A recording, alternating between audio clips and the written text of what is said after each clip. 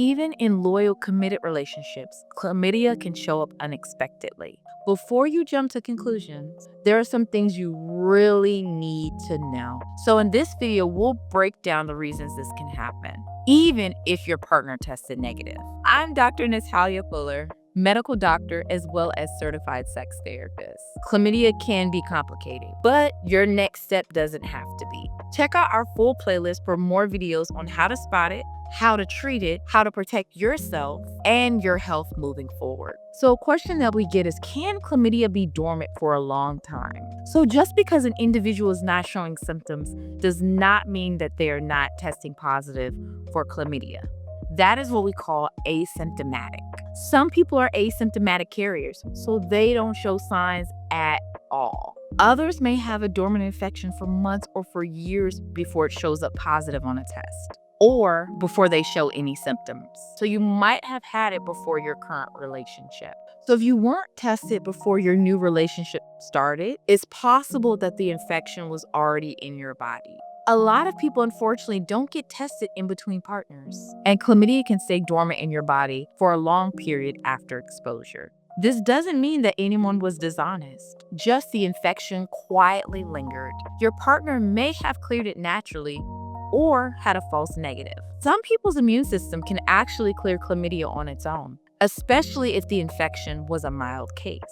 Sexually transmitted infection tests, while very accurate, aren't 100% perfect. A false negative can happen and is likely, especially if the sample wasn't collected correctly or the test was taken too early. You could have gotten a false positive.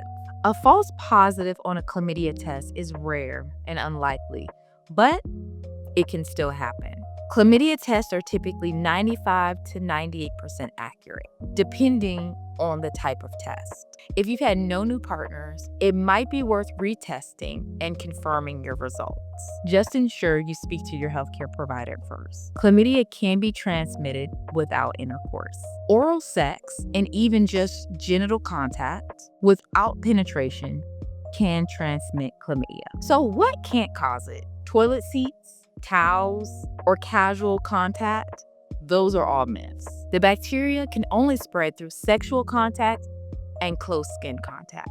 You may have been reinfected from a previous chlamydia infection. Reinfection is common and sometimes an overlooked factor. Even if you were treated for chlamydia, it's still a possibility that you could get it again, especially if a previous partner was not treated at the same time. Reinfection happens more common than most people think, and it doesn't always mean that someone was unfaithful. It could just mean that someone didn't finish their treatment or they didn't get tested. What should you do if you have chlamydia and your partner doesn't?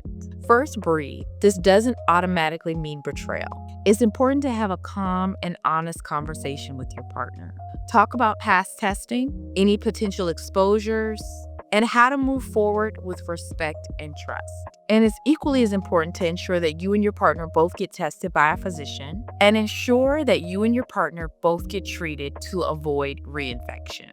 This is about shared health, not blame. Why is STI testing even as equally important in monogamous relationships? Because even if you're both committed, you could still carry infections from before your relationship. It's important to remember that regular testing keeps both partners safe, removes doubt, and reinforces trust. It's not about suspicion, it's about health and responsibility.